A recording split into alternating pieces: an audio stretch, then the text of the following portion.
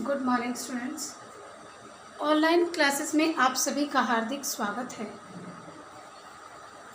आज हम chapter number 9 करेंगे, जिसका शीर्षक है कबीर की साखियाँ। पाठ नंबर 9 शीर्षक है कबीर की साखियाँ। कबीर की साखियाँ और इनके रचयिता हैं, जो इनको रचने वाले हैं वो हैं इनके कबीर दास जी। कबीर दास इसके कवि हैं, ठीक है। कबीर दास जी ने, यानी कि जब नाम ही क्या हो गया कबीर की साखियाँ, तो कबीर दास जी इसके जो है लेखक कवि हैं। तो बेटे अब देखिए,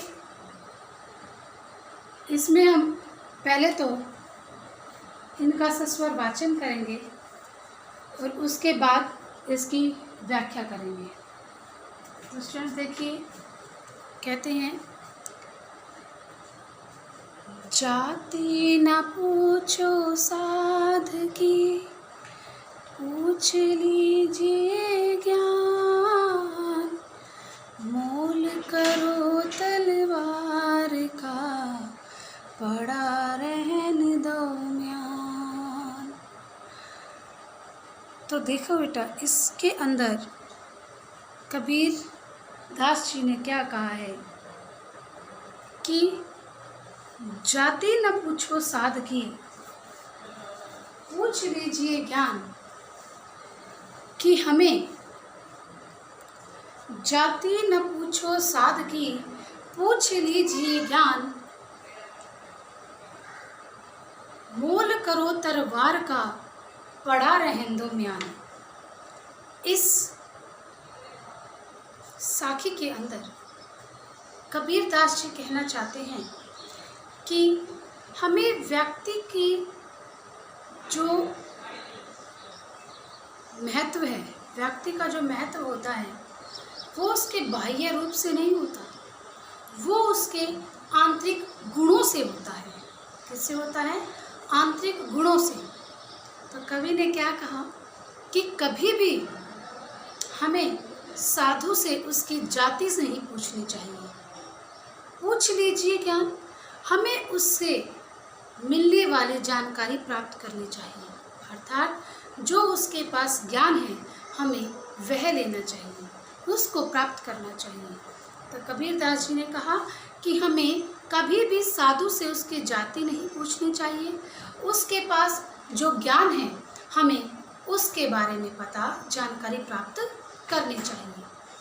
फिर कहते हैं, मोल करो तलवार का, पड़ा रहन दो म्यान। म्यान म्यान होता है, यहाँ पर आप वर्ड मीनिंग लिख ही लीजिए। पहला था ज्ञान, शब्द और अर्थ। यहाँ पर ज्ञान से है जानकारी का अर्थ, जानकारी, और म्यान, म्यान होती है बेटे तलवार को रखने का कोश, यानी कि जो तलवार रखते हैं जिसके अंदर, लिख लीजिए, तलवार को रखने का कोश या स्थान, उसको रखते हैं, तलवार को उसके अंदर रखते हैं ना, म्यान के अंदर। तो अब कहते हैं कि मोल करो तलवार का, पड़ा रहन दो म्यान। इसी प्रकार कबीर दास जी कहते हैं कि हमें तलवार को की धार को देखकर उसकी कीमत लगानी चाहिए, हमें तलवार की धार को देखकर उसकी कीमत लगानी चाहिए, ना कि उसके कोश को, उसके म्यान को देखकर। कहते हैं कि मोल करो तलवार का, तलवार की धार को देखकर उसका मोल करो, पड़ा रहने दो म्यान, उसके म्यान को पड़ा रहने दो। अर्थात कहने का भाव यहाँ पर यह है कि हमें जो तलवार है केवल उसकी गुणवत्ता को ही जांचना चाहिए, उसका जो बाहरी हिस्सा है, मयान है, उस पर कोई ध्यान नहीं देता। वो बेशक से ऐसे ही पड़ा रहे, बेशक से कैसा ही हो, परंतु हमें तलवार की धार को ही देखना चाहिए। तो स्टूडेंट्स, एक बार फिर इसकी हिंदी क्लियर कर देती हूँ व्याख्या कि जाति न पूछो साध की, पूछ लीजिए ज्ञान, मोल करो तलवार का, पड़ा रहन दो म्यान। तो कवि ने क्या कहा कि हमें कभी भी साधु से उसकी जाति नहीं पूछनी चाहिए, हमें उसके ज्ञान को उससे ज्ञान प्राप्त करना चाहिए, उससे जानकारी प्राप्त करनी चाहिए। ठीक उसी प्रकार हमें तलवार की धार को देखते हुए उसकी कीमत को निर्धारण करना चाहिए, हमें उसके मयान की तरफ ध्यान नहीं देना चाहिए।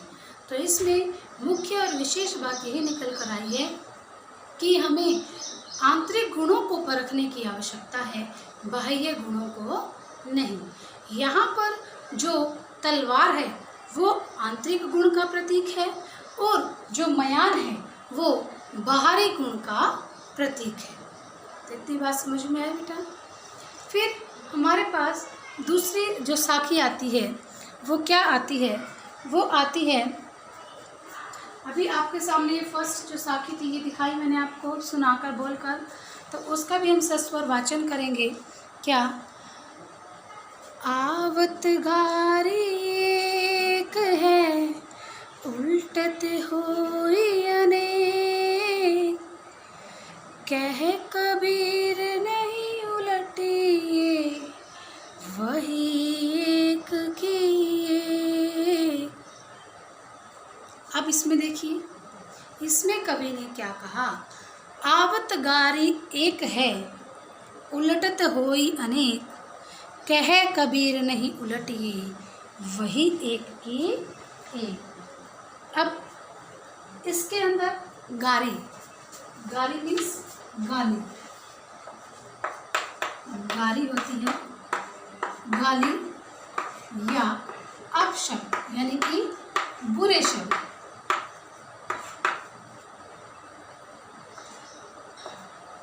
ठीक है।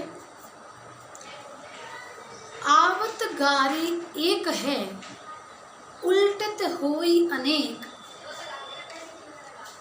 उल्टत होई अनेक, कह कबीर नहीं उलटिए, वही एक की एक। अब इसमें कबीर दास जी कहते हैं कि हमें कभी भी किसी के साथ भद्र व्यवहार नहीं करना चाहिए, अपशब्द नहीं बोलने चाहिए। क्यों? क्योंकि अगर आप गाली, किसी को गाली देते हो, किसी को अपशब्द बोलते हो, तो वो क्या, उससे क्या होता है? अगर कोई आपको गाली देता है, ठीक है, और आप उसके बदले में उसको दोबारा से गाली देते हो, तो वो अनेक हो जाती है। अनेक कैसे? अगर आप किसी को एक गाली दोगे, अपशब्द बोलोगे, तो जो दूसरा व्यक्ति है वो उसको सुनकर फिर और बोलेगा, फिर ऐसे ही बोलता रहेगा। ऐसा करते करते, ऐसा चक्र चलते चलते क्या होगा? वो गाली एक से क्या हो जाएगी? अनेक हो जाएगी। कहते हैं ना कि आवत गाली एक है, उल्टत होई अनेक। अगर कोई आपको एक गलत अपशब्द बोलता है, अगर आप उसका रिप्लाई यानी कि आप उसको उलट कर उत्तर देते हैं, तो वह गाली एक से अनेक हो जाती है। तो यहाँ पर कबीर दास जी कहते हैं, कह कबीर नहीं उलटिए। कबीर दास जी कहते हैं कि हमें कभी भी किसी को उलट कर जवाब नहीं देना चाहिए। अगर नहीं उलटिए, वह एक की एक। अगर हम किसी को उलट कर जवाब नहीं देंगे, उलट कर उसके अपशब्द का उत्तर नहीं देंगे, तो वह गाली जो है वह एक की एक रह जाएगी।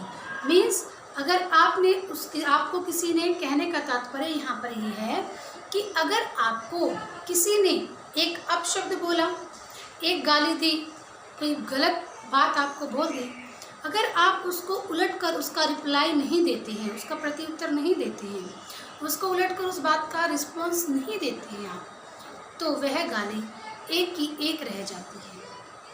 एक की एक रह जाती है।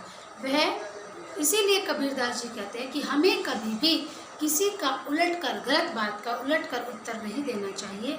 ऐसा करने से वह एक की एक रह जाती है, अर्थात वह बात वहीं पर समाप्त हो जाती है। तो ये था बेटे इसका जो साखी थी, इसका अर्थ कि हमें कभी भी किसी को, अगर आपको कोई गाली देता है तो हमें कभी उसका उलट कर उत्तर नहीं देना चाहिए, क्योंकि ऐसा करने से वह एक से अनेक हो जाएगी।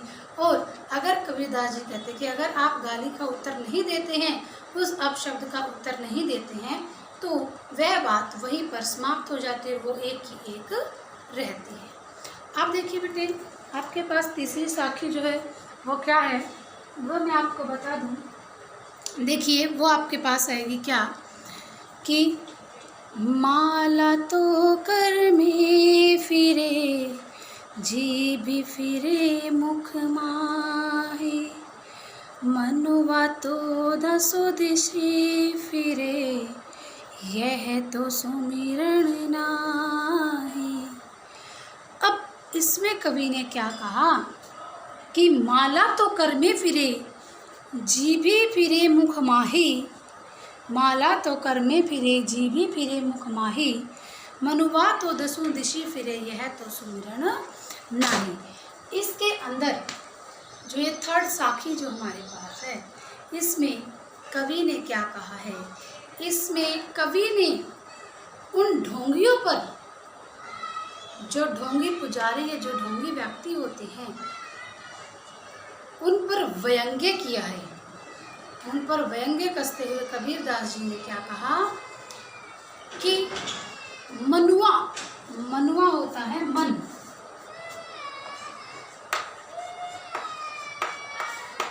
मनुआ होता है मन, चहु दिशि, चहु दिशि, चहु दिशि होती है चारों दिशाओं में,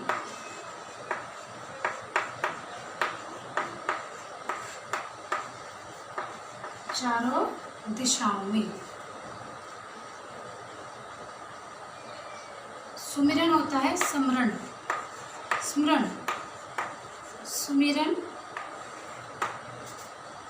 स्मरण करना, याद करना, उसकी स्तुति करना।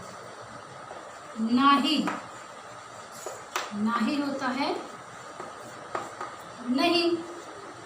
तो यहाँ पर देखिए मनुआ का अर्थ है मन, चहु दिशि का अर्थ है चारों दिशाओं में, और दहु दिशि का अर्थ होता है दसों दिशाओं में। सुमिरन होता है स्मरण, याद करना या स्तुति करना, यहाँ पर ये मतलब है। नाहि का अर्थ होता है नहीं। तो कवि ने क्या कहा कि माला तो कर में फिरे, कर, कर लिख लीजिए, कर होता है हाथ, जीभी फिरे मुख माही, जीभी, जीभ, मुख,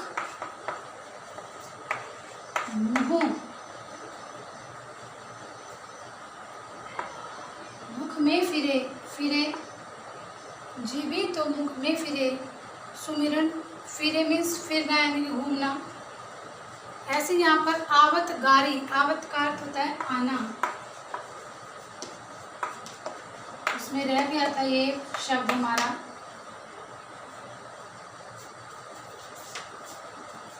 जीभी, कर में फिरे, कर हाथ, जीभी जीभ, मुख मुंह, आवत आना। तो कहते हैं कबीरदास जी कि माला तो कर में फिरे, जीभी फिरे मुख माही, मनुआ तो चहु दिशि फिरे या दसों दिशि फिरे, यह तो सुमिरन नाही। तो कबीरदास जी ने यहाँ पर यह कहने की कोशिश की है, उन ढोंगियों पर व्यंग्य किया है कि जो माला है वो तो हाथ में फिरती है, और जीभ जो है हमारे मुख के अंदर फिरती है, मुंह के अंदर फिरती है, यानी कि हाथ में माला फेरने से और मुंह में राम राम राम राम करने से फिरती है। मनुआ तो फिरे दसों दिशे या चहुं दिशे, यह तो सुमिरन नाही। और उसका जो मन है वो चारों दिशाओं में घूमता है, तो ऐसे तो भगवान का सुमिरन नहीं होता, ऐसे तो उस परमात्मा को याद नहीं किया जाता, उसकी स्तुति नहीं की जाती। तो यहाँ पर कवि ने यही बात बताने की कोशिश की है कि हाथ में माला के फेरने से और मुंह में जीभ के फेरने से, यानी कि राम राम राम राम राम राम ऐसे करने से कोई फायदा नहीं है। क्यों नहीं है? क्योंकि आपका जो मन है वो चारों दिशाओं में भटक रहा है। इस प्रकार भगवान को याद नहीं किया जाता, इस प्रकार भगवान की स्तुति जो है वो नहीं की जाती। तो यहाँ पर कवि ने यही बात बताने की कोशिश की है कि यदि मनुष्य का मन भटका हुआ है, यदि मनुष्य का मन स्थिर नहीं है, एक जगह पर नहीं टिका हुआ है, तो चाहे वह हाथ में माला लेकर जप ले या अपने मुंह में मंत्र पढ़ता रहे, मंत्रों का उच्चारण करता रहे, तो इस प्रकार भगवान की प्राप्ति या भगवान की सिद्धि नहीं होती। भगवान की स्तुति इस प्रकार से नहीं की जा सकती। तो इसीलिए मनुष्य को अपने मन को नियंत्रण करके, अपने मन को काबू में करके, नियंत्रित करके ही भगवान की स्तुति करनी चाहिए। तो यहाँ पर कवि ने ये बताया, तो ध्यान से सुनिए बेटे। अब हमने यहाँ पर आज किए हैं 3 साखियाँ हमने कबीरदास जी की कर ली हैं। पहली जो साखी थी, उस साखी के अंदर कवि ने क्या बताया है, ये इरेज हो गया, इधर मेरी पीठ लग गई थी, इसके लिए सॉरी। कबीरदास जी ने पहली साखी में कहा कि हमें मनुष्य की गुणवत्ता की पहचान आंतरिक गुणों को देखकर, या उसका महत्व जो है आंतरिक गुणों को देना चाहिए, बाहरी गुणों को नहीं। जिस प्रकार हमें साधु की जाति को नहीं पूछना चाहिए, उसके ज्ञान को देखना चाहिए। दूसरी बात, हमें तलवार की धार को देखकर उसके मोल का निर्धारण करना चाहिए, हमें उसके मयान से कोई लेना देना नहीं है। दूसरी बात कवि ने कही कि हमें, अगर कोई व्यक्ति हमें अपशब्द बोलता है तो हमें उसका उलटकर जवाब नहीं देना चाहिए, क्योंकि उलटकर जवाब देने से वह गाली, वह जो अपशब्द है वह अनेक हो जाते हैं। अगर हम चुप रहेंगे तो वह वहीं की वहीं खत्म हो जाएगी और वह एक की एक रह जाएगी। तीसरी साखी में कवि ने कहा कि मनुष्य को अपने मन को नियंत्रित करके, उसको काबू करके भगवान में ध्यान लगाना चाहिए, उसके प्रति आस्था रखनी चाहिए।